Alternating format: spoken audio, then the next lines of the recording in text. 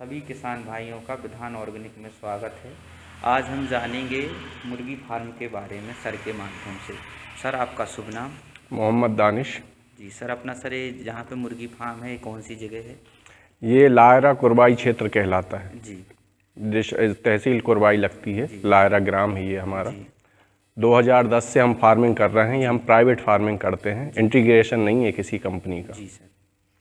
Sir, जो अभी ये अपना फार्म बना हुआ है यह लगभग कितने बर्ड का बना हुआ है?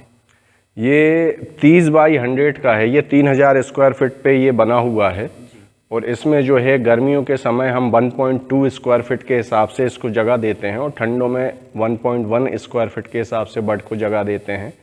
तो इसमें 2800 बर्ड और गर्मियों में 2500 बर्ड के समथिंग ऐसा हम माल इसमें डालते हैं। जी सर, इसको जो बनाने में लागत कितनी आती है लगभग? एक जनरली ज़मीनी स्तर से अगर अपन काम स्ट्रक्चर का तैयार करें तो 5000 बर्ड्स के लिए कम से कम आज की दौर पे 20 से 25 लाख रुपए की लागत आती है 5000 बर्ड्स का फार्म तैयार करने के लिए। इसमें ज़मीन का लागत नहीं है, जी बाकी का स्ट्रक्चर और इसका जो है पूरा स्ट्रक्चर के लिए लागत है। उसके बाद जब आप माल डालेंगे तो उसकी लागत अलग आएगी। जी सर, जो आप जैसे बता रहे हैं जिसकी लागत, इसमें बर्तन का पैसा भी इंक्लूड है कि वो अलग से अपना? नहीं, ये समथिंग 25 लाख रुपए में आप 5000 बर्ड्स के लिए बर्तन भाड़े और ये सब चीज़ें आप इंक्लूड कर सकते हैं। लेकिन जो आप माल अलग से डालेंगे उसके लिए आपकी अलग लागत आएगी। 5000 बर्ड्स के लिए आप ये मान के चलो कि 10 लाख रुपए या 9 लाख रुपए की आपको लागत फिर माल में आएगी। जी सर, जैसा कि हम देख रहे हैं कि अभी आपका यहाँ पे कोई चूजा वगैरह नहीं है, तो इसमें चूजे डालने से पहले और इसमें क्या क्या तैयारी की जाती है? सबसे पहले तो एक बार माल उठने के बाद इसमें बुरादा जो डला हुआ होता है वो पूरी इसकी सफाई होती है, वो अलग फेंक जाता है। जी। और फिर उसके बाद इसको धुलाई होती है हर नए फ्लॉक पे। धुलाई करने के बाद इसकी अच्छे से बर्निंग कराते हैं हम। बर्निंग कराने के बाद इसमें कास्टिक सोडे से धुलाई होती है और फिर उसके बाद इसमें हरिया थूता वगैरह जो होता है जिससे डस्ट इन्फेक्टेड हो जाए वो क्लियर होता है। फिर चूने की पुताई होती है। फिर इसमें फार्मलिन वगैरह का छिड़काव होता है कि जिससे क्लीनिंग हो जाए पूरी। बट पूरा ये जिसमें जो बैक्टीरिया होता है वो सूक्ष्म जीव वगैरह वो सब मर जाते हैं, नष्ट हो जाते हैं। 15 दिन का रेस्ट पीरियड देके फिर नया बर्ड डाला जाता है। जैसे सर अभी आप इसमें बर्ड डालेंगे तो बुरादे का इसमें फिर से लेयर बिछाएंगे? जी, नया हर बार में नया बर्ड नया बुरादा चलता है। जी सर, जैसे चूजे जो रहते हैं उनको डालने के कितने दिन बाद या कितने दिन बाद उनमें मेडिसिन और उनको खान पान में किस प्रकार से अपन उनको कितने समय में और कितने अंतराल से क्या क्या मात्रा देनी चाहिए? चूजा जब आता है उसके दिन से ही उसका ट्रीटमेंट चालू होता है। मल्टी विटामिन्स वगैरह जो अपन लेते हैं AD3C मल्टी विटामिन्स ये सब रहता है उसमें। और आजकल जो फार्मिंग हो रही है बिल्कुल ऑर्गेनिक हो रही है। उस ऑर्गेनिक में अपन कितनी कम से कम एंटीबायोटिक का उपयोग करते हैं वो ज़्यादा प्रभावशाली है। प्रोबायोटिक जो अपने शरीर के लिए कोई नुकसान ना है ह्यूमन के लिए, वो प्रोबायोटिक यूज़ करी जाती है। प्रोबायोटिक से बर्ड बहुत हेल्दी और अच्छा तैयार होता है। सर, जैसे कि आप बहुत अच्छी बात है सर जी, अपन जैसे बर्ड को तैयार करने में लगभग कितना समय लग जाता है? एक बर्ड जो आता है उसका वजन होता है फर्स्ट डे का जो अंडे से निकल के आता है 40 से 45 ग्राम। वो 45 ग्राम का बर्ड आता है, वो 36 दिन तक आपके फार्म पे रहता है और 36 दिन से 38 दिन में वो 2 kg का हो जाता है। सर, इसको पूर्ण रूप से एक चूजे को बर्ड बनाने में सर जो लागत आ जाती है अपनी लगभग वो कितनी आ जाती है? वो डिपेंड करता है। अगर आपका बर्ड वातावरण वगैरह सब अच्छा चल रहा है, बर्ड में कोई बीमारी नहीं आ रही है तो वो कम दाना खा के अच्छा FCR देगा और तैयार होगा। उसमें वो है 3 किलो 200 ग्राम दाना खा के 2 kg बर्ड हो जाता है। 3 किलो 200 ग्राम आज की उसकी वैल्यू होगी एक दाने की केजी की 36 रुपये पर केजी। तो उसमें चूजे के रेट अप डाउन होते रहते हैं, दाने के भी रेट, मक्का DOC जो होती है उसके अप डाउन होते हैं, तो उसके आधार पे फिर रेट डिसाइड होता है। जी सर, जैसे कि जो अपना फार्म बना हुआ है लगभग आपने जैसे बताया कि 2800 और 2500 चूजे इसमें आ जाते हैं, तो इसमें सर जैसे कि अगर एक किसान भाई इसको इच्छुक है जैसे करने के लिए, तो इससे अपन को आय लगभग कितनी हो जाती है? आय का कोई माध्यम नहीं है। कभी कभार किसान पूरा निर्भर होता है बिक्री पे। बिक्री अगर मार्केट अच्छी चल रही है तो रेट अच्छा मिलता है, अगर मार्केट डाउन चल रही है तो रेट हम इन लोगों को कभी कभार जो हमारी कास्टिंग आ रही है उससे कास्टिंग से नीचे भी बेचना पड़ता है। जनरली तौर पर एक मुर्गे की कास्टिंग 80 से 90 रुपए के बीच में तैयार होता है माल। अब मार्केट अगर 100 रुपये का चल रहा है तो हमारा माल 95 रुपये भी सेल हो जाता है, 100 रुपये भी सेल हो जाता है। कभी कभार जब ये मार्केट में माल ज़्यादा तैयार है, इंटीग्रेशन कंपनियां हैं वो अपना रेट खोलती हैं, अगर वो मार्केट में रेट कम दे रही हैं तो हमें भी अपना मार्केट में कम रेट देना पड़ता है, क्योंकि ये एक बार माल तैयार हो जाए तो फिर इसे रोक नहीं सकते, इसको खिलाना है, इसे ज़्यादा रोक नहीं सकते और ना ही इस पे ज़्यादा लागत लगा सकते हैं। माल तैयार है तो फिर अपन को सेल करना पड़ेगा, चाहे मार्केट से रेट डाउन नीचे करके देना पड़े। जैसे कि सर जो अभी जैसे कि आप देख सकते हैं, अगर जैसे कोई किसान भाई इसको करना चाहते हैं तो आपके माध्यम से भी इसको कर सकते हैं। जैसे कोई इच्छुक है दाने के लिए, मैं जो हूँ मैं खुद ही अपना दाना तैयार करता हूँ। प्रीमिक्स वगैरह जो मेडिसिन वगैरह जो दवाइयाँ वगैरह होती हैं और जो ऑर्गेनिक चीज़ें होती हैं, मक्का डीओसी वगैरह, ये सब मैं परचेस करके मैं खुद दाना तैयार करता हूँ। तो मैं अपना दाना सेल भी करता हूँ और किसी किसान भाई को ये पूरा सामान चाहिए है, पोल्ट्री बनाने में सहयोग चाहिए तो मैं उसकी सहयोग भी करता हूँ।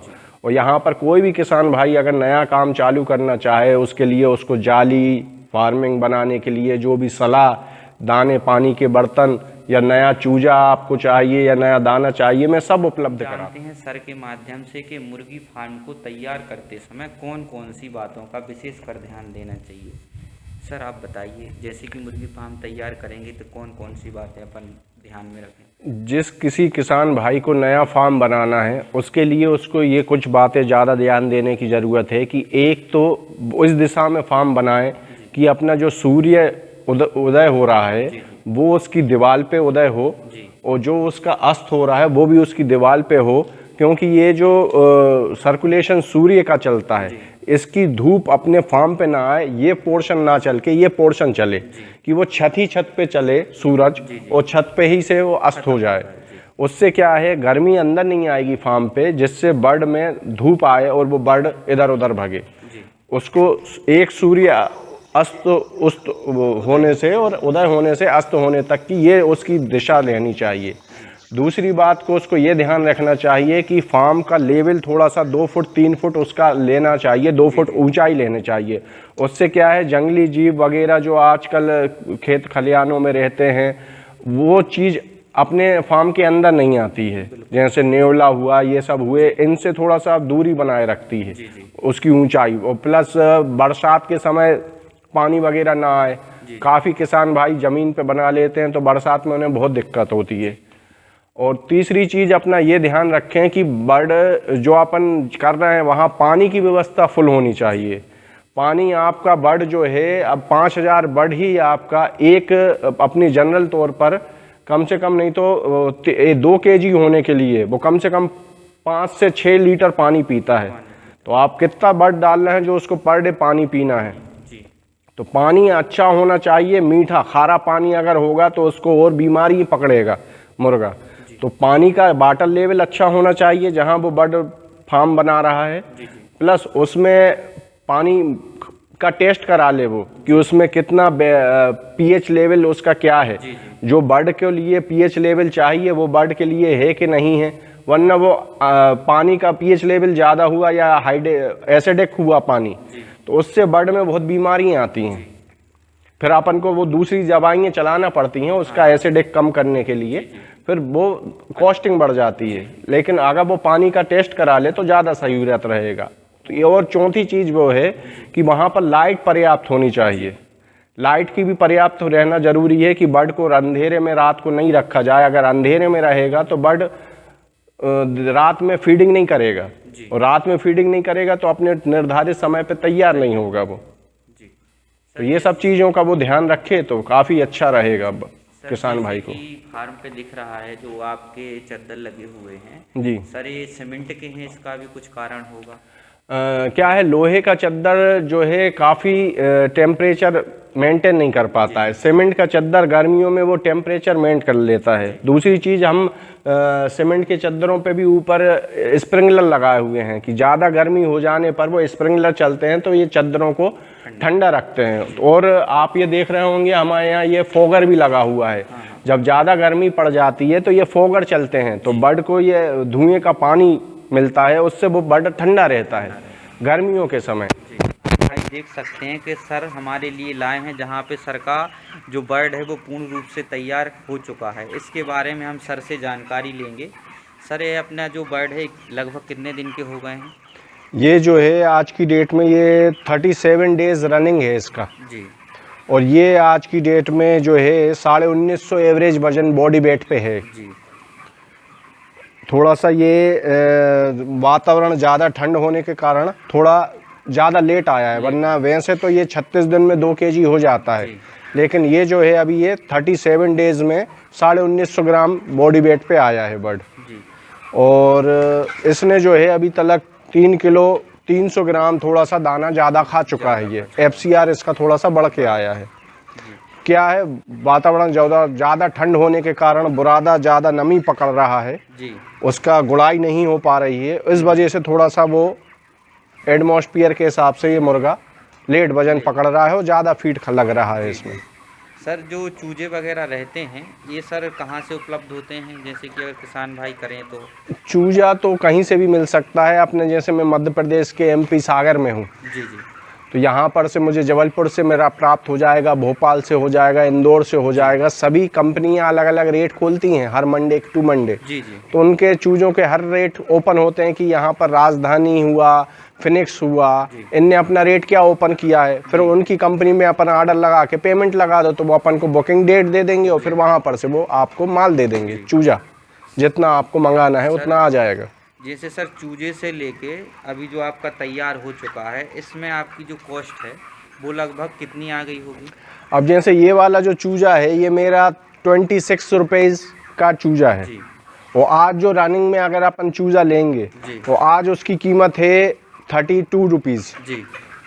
और वैसे तो दाने की कीमत आज भी 36 है। जी जी। दाने की कीमत आज भी 36 है और पहले भी 36 थी। तो इसकी लागत मेरी आ रही है आज की डेट में 84 रुपीज़ जी। और आगे जो हमारा बर्ड तैयार होगा उसकी लागत और बढ़ के आएगी। तो उस हिसाब से रहता है मार्केटिंग। जैसे अभी इंदौर कल तक जो इंदौर ओपन सिमरन रेट चल रहा था या फिनिक्स ओपन चल रहा था या जबलपुर चल रहा था वो 113 रुपये चल रहा था। जी जी। लेकिन आज उसका रेट 99 हो गया है। जी जी। तो ऐसे ही हर दिन अपडेट होता रहता है दाने का। हो सकता है बढ़ जाए, माल की शॉर्टेज आए, रेट बढ़ जाए और माल एकदम तैयार हो जाए तो रेट। सर का जो फार्म है वो 30 फीट चौड़ा और 100 फीट लंबा है जिसमें सर के लगभग 2800 चूजे हैं। सर आपको बताएंगे कि इससे लो से लो और अधिक से अधिक आपको कितनी आय हो सकती है?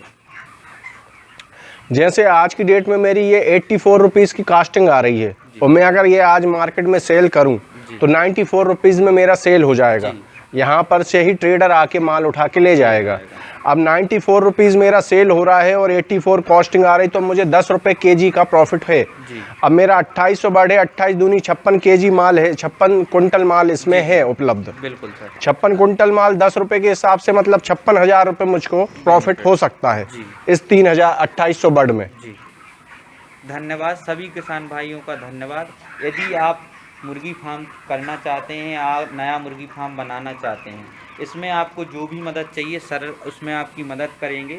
सर के पास मुर्गियों के लिए खाने के लिए दाना भी उपलब्ध है, सर उसकी सेलिंग भी करते हैं और सर आपके लिए चूजे भी अवेलेबल करवा देंगे, सर आपके लिए बर्तन भी अवेलेबल करवा देंगे। अगर कोई भी किसान भाई इच्छुक है तो आपको कमेंट बॉक्स में और जो नीचे लाइन चलेगी उसमें सर का नंबर आपको मिल जाएगा। किसान भाइयों के मेरा full name Mohammad Danish, Sonu poultry farm मेरा फर्म का नेम है। लायरा ग्राम तहसील, ग्राम लायरा है और तहसील कुरवाई है। और आप मुझसे संपर्क कर सकते हैं। मेरा नंबर है 9893 405 907।